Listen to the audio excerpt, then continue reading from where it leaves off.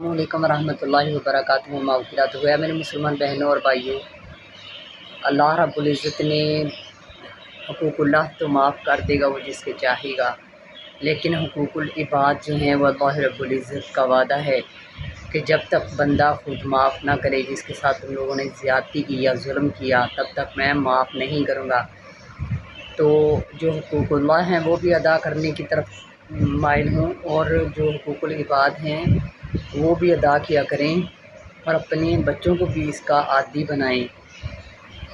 جیسے ہم پر پڑوسیوں کے حقوق ہیں، بہن بھائیوں، ماں باپ کے، دوست و احباب کے، بیوی کے، میاں کے حقوق ہیں، اسی طرح جو ہے وہ امت کے ہر فرد کے حقوق ہم پر واجب ہیں۔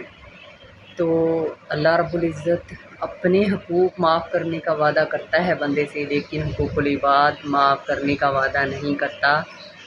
تو دوسروں کے حقوق ضبط کرنے میں اجتناب کیجیے۔ Thank you.